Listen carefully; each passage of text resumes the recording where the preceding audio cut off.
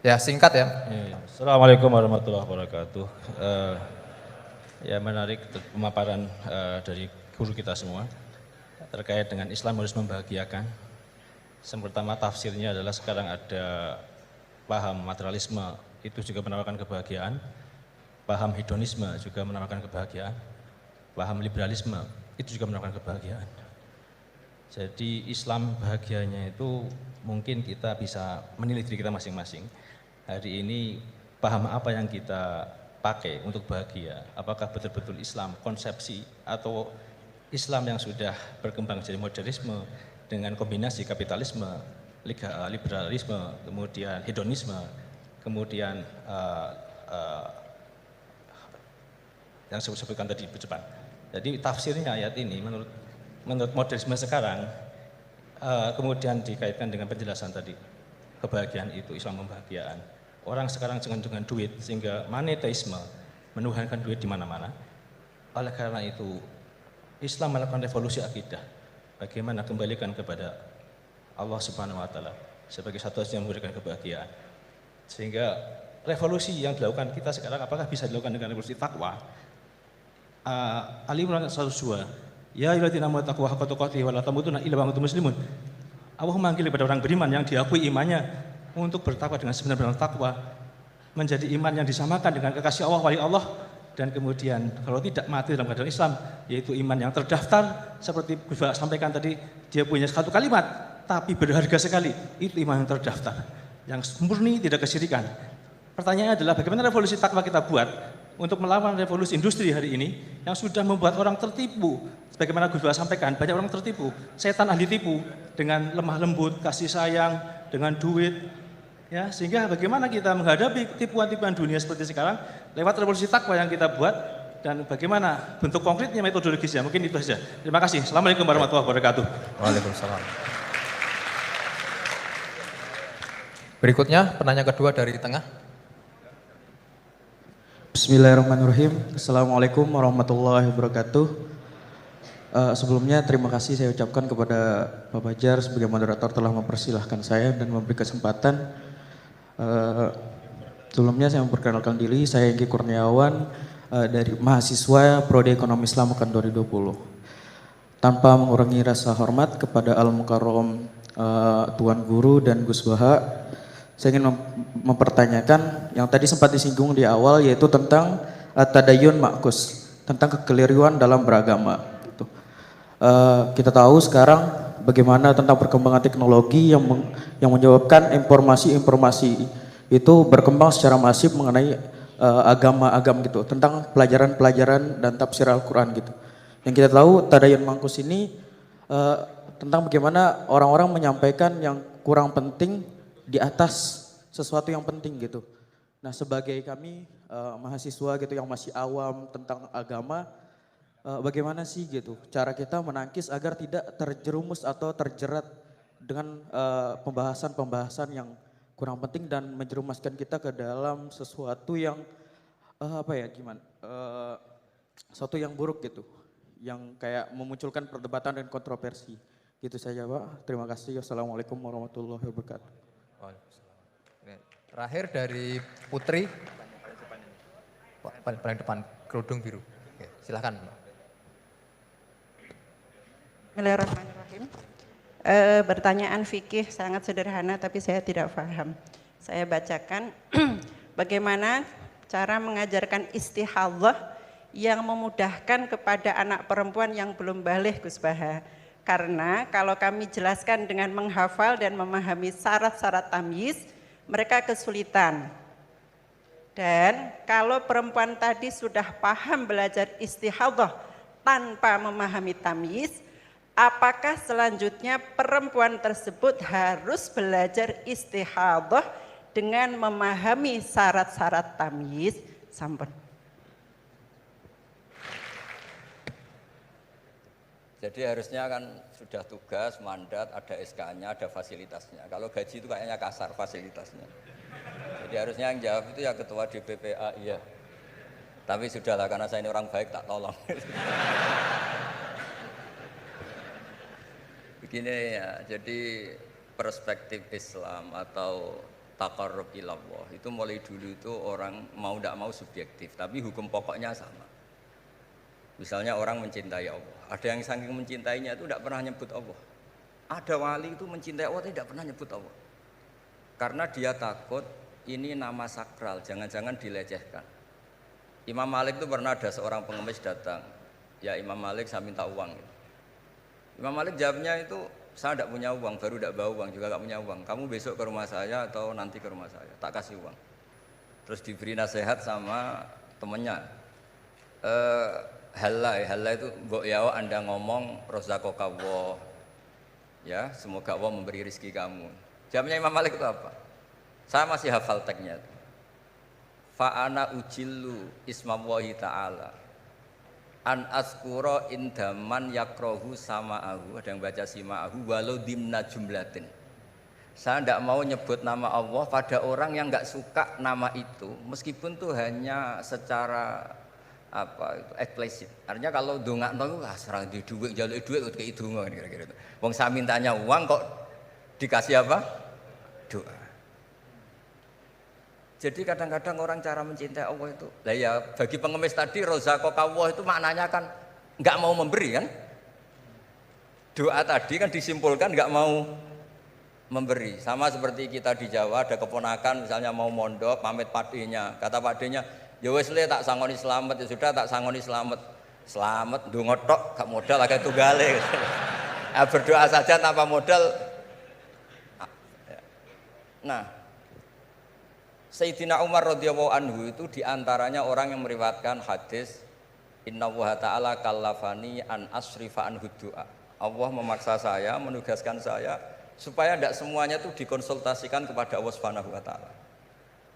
Sehingga banyak kiai kalau ada orang potongan rai mustajab, wajahnya itu tidak meyakinkan mustajab doanya. Iya saya ini miskin, utang saya banyak. Enggak akan diijazahi disuruh doa atau duha atau baca waqiah. Karena sekali itu dipraktekkan dan kita tahu potongan gak mandi, itu nanti nyalahkan institusi doa. Jute saya duha juga tetap miskin, saya doa juga tetap miskin. Daripada Allah disalahin mendingan pon sing kerja tenanan. Sayyidina Umar ketika ada orang minta uang dan minta doa, kamu harus kerja yang serius. Fa innas sama ala tumtiru daban, langit tidak akan menghujankan apa? Emas. Jadi di mana-mana mencintai itu ekspresinya macam-macam. Ada ulama yang saking senengnya umatnya Nabi seneng silaturahim. Ada ulama yang saking senengnya umat Nabi gak suka silaturahim dengan arti berkunjung karena itu dianggap mengganggu. Teman kita punya anak, punya istri, kadang pas harmonis kita datang terganggu. Wong saya pernah dolan di orang, pas tukaran sama istrinya, itu berhenti dulu ada Gus Pak, nanti teruskan. Ternyata orang tengkar itu diganggu juga gak suka. Jadi tiket, cek, ono Gus Pak, kok terus mau. Jadi ternyata orang bertengkar juga gak mau diganggu. Setelah itu tak tanya, tadi diteruskan tengkar aja, materinya lupa Gus. Materi untuk nyerang istrinya lupa. Nah begitu juga zaman Rasulullah SAW. Banyak sahabat yang saking senengnya Nabi sering sowan istifadah. Ada yang saking senengnya Nabi nggak sowan, takut ganggu. Nabi punya keluarga, punya anak, punya istri. Ada yang saking senengnya Nabi kalau ketemu Nabi itu melihat wajahnya sampai dia tahu detail wajah Nabi kayak apa, rambutnya kayak apa. Ada juga yang sama sekali ditanya, sifli wajah Rasulullah, tolong ceritakan ke saya wajah Nabi itu kayak apa. Saya tidak pernah melihat wajahnya Nabi. Loh, Anda ini sahabat masa tidak melihat wajahnya Nabi? Ijlalan rasa kalau ketemu beliau itu hormat sekali sampai gak berani menatap mukanya. Sama-sama seneng tapi ekspresinya beda. Saya kalau ngaji usul fikih di pondok saya sering cerita, fal yukrim dhaifahu fal yukrim jarahu itu Islam hanya memerintahkan ikram, memuliakan. Tapi prakteknya beda-beda. Di kampung kamu ketemu tetangga tidak tanya itu sombong. Tapi kalau di kota ketemu tetangga tanya namanya kepo. Dianggap ganggu privasi. Sama-sama maknanya ikram. Ibnu Abbas itu kalau sholat cepatnya bukan main. Katanya seneng Allah, munajat lah kok seneng cepat, berarti gak begitu seneng. Tapi Ibnu Abbas kebalik cara tanya. Kenapa kamu kalau sholat cepat? Setan nata-nata mau goda saya, ternyata saya selesai, jadi kecelik dia.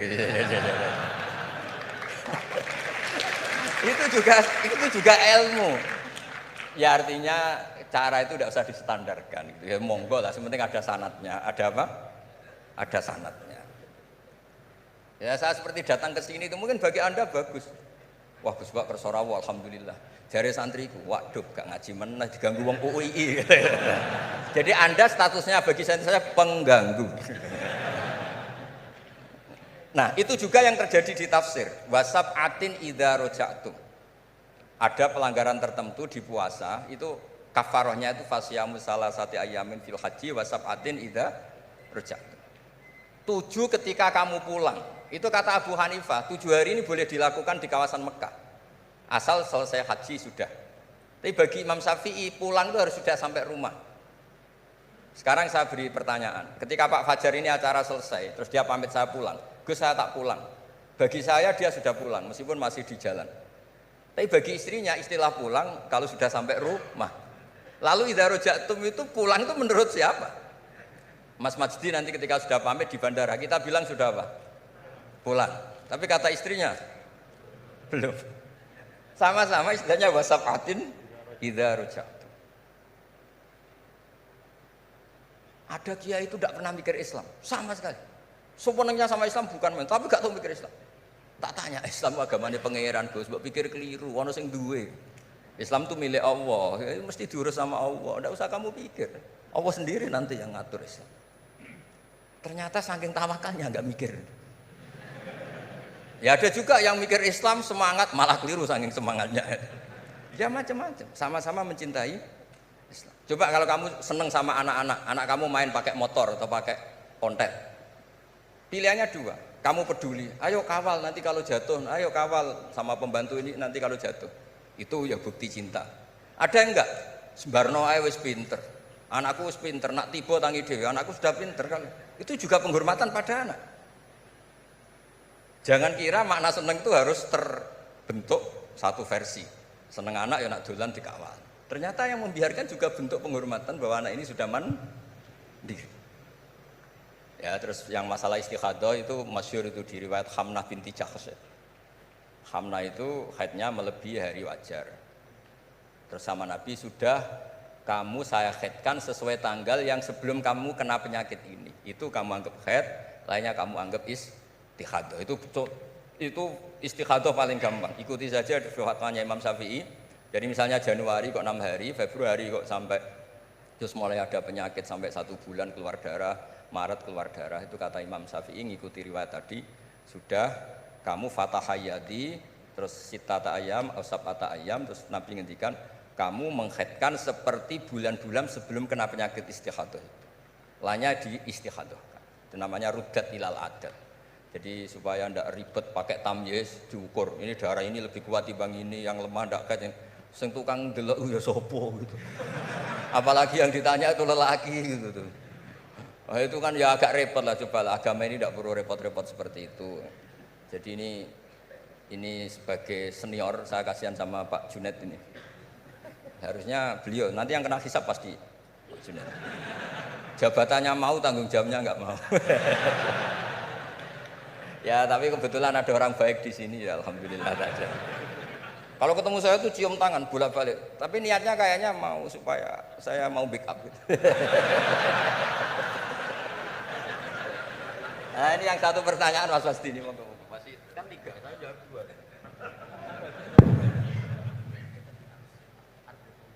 Harus revolusi teknologinya di agama. Oh iya, ya sebenarnya kan perubahan-perubahan itu setiap masa terjadi ya. Ya kita menganggap perubahan hari ini perubahan yang paling penting ya karena kita hidup di dalamnya. Tapi bagi generasi-generasi sebelum kita ya perubahan yang terjadi pada masa mereka itulah yang paling penting gitu. Dan beragama kita hari ini ya itu kan juga sebagiannya dibentuk dari bagaimana para ulama kita dulu merespon perubahan-perubahan yang ada pada masa mereka. Jadi kalau kita lihat jangankan yang sekarang ya Gus ya, bahkan pada masa Imam Syafi'i pun kan, dan masa-masa para imam mujtahidin ya mereka itu sangat membuka diri dan melihat dinamika-dinamika yang terjadi dan menjadikan ya hal-hal yang terjadi di tengah masyarakat itu sebagai bahan penting untuk merumuskan pandangan keagamaan. Dan karena itu kalau misalnya Al-Azhar ya, Al-Azhar Syarif itu sekarang punya perhatian pada 3 hal saja ya ketika bicara tentang pemikiran keagamaan. Yang pertama tafkik al-fikril mutatarrif. Jadi membedah dan mempreteli pemikiran yang ekstrim. Mengembalikan kepada manhaj wasati. Itu yang pertama. Kemudian yang kedua, tajdid al-khitabid dini. Yaitu memperbaharui al-khitab. Cara kita menyampaikan sebenarnya kan. Al-khitab itu kan cara kita mengajak orang beragama. Supaya cara kita mengajak orang beragama ini tidak membuat orang semakin jauh dari agama. Ya. Jangan membuat ya seperti tadi beliau sampaikan. Bahkan Rasul pun hati-hati. Ya. Ketika menjawab pertanyaan dari masing-masing sahabatnya. Nggak ada Rasul itu gebiah uyah. Ya pokoknya ini mentang-mentang ini sahabat saya semua, saya kasih satu patokan plek harus kayak gini. Nggak ada. Yang nanya tentang mana amal yang paling afdol dilihat oleh Nabi kan gitu Gus ya. Dilihat kira-kira oh ini ternyata orang yang kaya misalnya. Oh amal afdol itu paling banyak adalah berinfak paling bagus. Dilihat kayak begini keadaannya macam-macam disesuaikan sesuai dengan mukhatabin. Itu Rasul. Ya, para sahabat juga begitu. Artinya apa? Beragama itu adalah sesuatu yang hidup. Tadayun itu ya taharruk bergerak terus. Ya. Nah tadi disampaikan bagaimana cara kita merespon dalam situasi yang berubah seperti ini. Yang pertama yang nggak usah galau. Tadi beliau sampaikan agama ini milik Allah Ta'ala. Jadi kita jangan menggalaukan diri kita, menganggap diri kita lebih penting. Ya. Tidak ada manusia yang sangat penting sehingga dia tidak tergantikan dalam kehidupan. Kecuali para nabi dan rasul. Ya, siapapun itu. Fungsinya pasti akan ketika sudah masanya dia pasti akan digantikan. Dan semua orang menunaikan tugasnya sesuai dengan kewenangan serta apa yang diberikan oleh Allah Subhanahu wa taala. Jadi tidak usah kita galau ya. Yang paling penting adalah menurut saya ya terus kita ngaji seperti ini untuk mendiskusikan hal-hal bagaimana kita bisa beragama masing-masing nyaman semuanya ya. Kita bisa beragama dengan nyaman, dengan tenang seperti tadi kata guru saya is'adul insan fid darain supaya kita beragama dan kita bahagia. Ya, beragama bahagia. Ya, dan itu memang pesan dari Islam.